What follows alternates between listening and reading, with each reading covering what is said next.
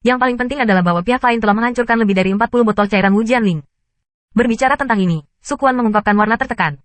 Sebotol cairan Wu Jianling adalah 15.000 dewa, lebih dari 40 botol hampir 600.000 dewa. Wu Jianling cair Luo Zeng tidak peduli. Selama dia bisa mendapatkan cairan kalajengking, berapa banyak dia bisa membuat sesuatu.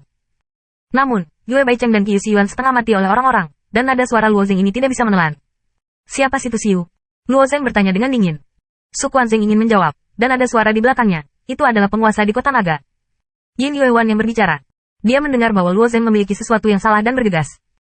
Saat menjawab kata-kata Luo Zeng, dia menggunakan pengetahuan para dewa untuk menyapu putih bulan dan sumber musim gugur, dan menemukan bahwa kedua orang itu tidak merasa buruk, tetapi juga santai. Tuan, mata Luo Zeng menunjukkan sedikit kedinginan. Luo Zeng, aku pikir tidak apa-apa, situ Xiu ini tidak kecil, masih tidak memprovokasi dia, Yin Yuewan membujuk. Sekutu saja, Yin Yuewan tidak akan begitu mengagumi Luo Zeng. Meskipun orang-orang di belakang Luo Zeng hanya mengungkapkan ujung gunung es, Yin Yuewan juga tahu bahwa tidak banyak orang yang dapat menutupi Luo Zeng di kota naga. Meskipun situ Xiu adalah tuan, dia tidak memiliki kemampuan untuk membuat Wu Jianling cair. Cairan Wu Jianlingnya diangkut dari tingkat atas Tiangong. Dengan kata lain, situ Xiu adalah agen yang memproduksi cairan Wu Jianling. Siapa orang yang bisa menghasilkan Wu Jianling liquid? Seseorang yang membaca pikiran. Orang seperti itu telah menjadi orang yang kuat di satu sisi, atau memiliki masa depan yang tak terbatas. Adalah tidak bijaksana untuk memprovokasi orang semacam itu. Apakah itu? Mulut Luo Zeng mencibir, dan dia memandang ke arah Sukuan, di mana mereka menjual cairan Wu Jianling di kota. Bawa aku ke sana. Semua cairan Wu Jianling diedarkan oleh orang-orang di kota persegi ini dan diangkut keluar tembok. Situ Xiu tidak terkecuali. Pemilik bendera, kamu tidak benar-benar ingin, kata Sukuan. Bawa aku ke sana. Nada suara Luo Zeng mengandung kagungan yang tidak perlu dipertanyakan lagi. Karena murid Suegong mengikuti Luo Zeng, dan Luo Zeng telah menjadi pemimpin bendera yang memimpin mereka, dia akan memutuskan untuk tidak mengabaikannya. Pada awalnya, Sukuan juga menggunakan identitas situ Xiu untuk memperingatkan mereka yang mempelajari murid-murid istana, sehingga mereka tidak boleh terlalu marah. Ini hanya akan membuat Luo Zeng sulit. Karena itu, Lai Huabei, Yue Baihao dan Qiu Yi juga menekan kemarahan di hati mereka. Mereka juga takut Luo Zeng akan saling membalas dendam satu sama lain setelah mereka berada di tahun-tahun awal mereka. Lagi pula, ini adalah wilayah mereka, dan yayasan Luo Zeng terlalu dangkal. Sekarang pikiran Luo Zeng solid, dan mereka juga bersemangat. Aku akan membawa bendera itu ke orang dewasa. Luo Zeng Xiong. Ayo pergi. Aku tahu di mana orang-orang itu. Petik 2.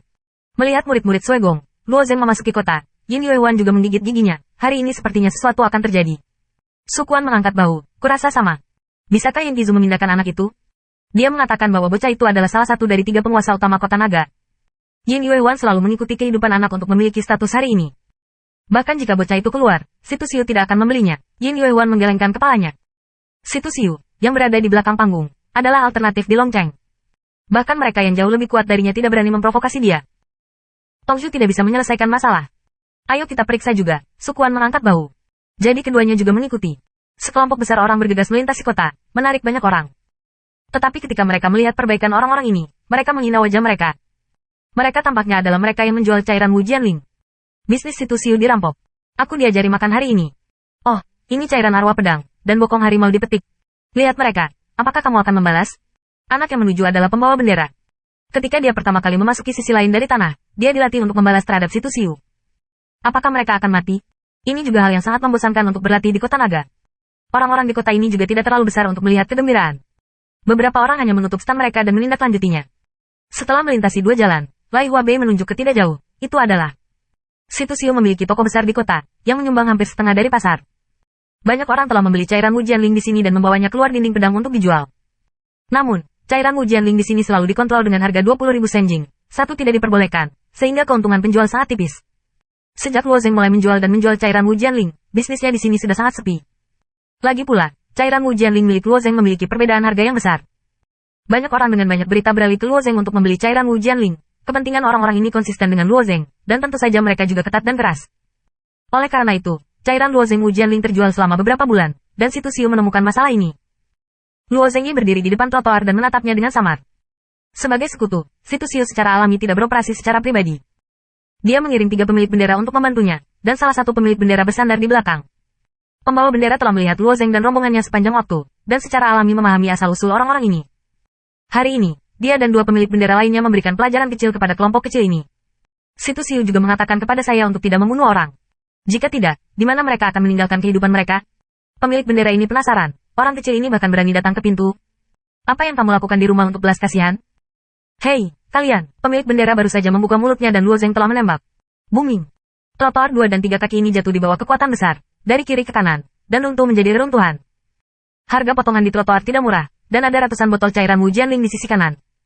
Roh Wu Jian ini adalah kristal bunga putih. Situ Xiu tidak memiliki kemampuan untuk memungut pedang dan jiwanya sendiri. Berapa banyak botol cairan Wu Jianling yang dia dapatkan dari atas? Berapa banyak yang harus dibayar Senjing? Kerugian ini adalah sejuta dewa. Pembawa bendera yang berdiri di reruntuhan tiba-tiba menjadi pucat. Dia tidak menyangka Luo Zeng akan memakan macan tutul, dan berkata bahwa dia akan melakukannya. Dan dia tidak takut pada Luo Zeng, takut bahwa Ligas itu marah. Nak, kamu tidak bisa dikhianati ketika kamu mencari kematian. Kata karakter utama bendera, dan dia ingin memakan tampilan Luo Zeng. Luo Zeng mengabaikannya, tetapi berbalik dan bertanya, bisakah orang ini ditembak hari ini? Lai Huabei mengangguk di belakangnya. Luo Zeng berbalik, dan Sui Changjian melompat di tangannya, dan berkata dengan suara dingin, hari ini kamu hanya melakukan satu hal dengan benar, dan kamu akan beruntung seumur hidup. Terus terang, ada pedang salju dan mang dingin, dan pendekar pedang putih Ling Xiao menyebar, seperti 1000 penuh salju.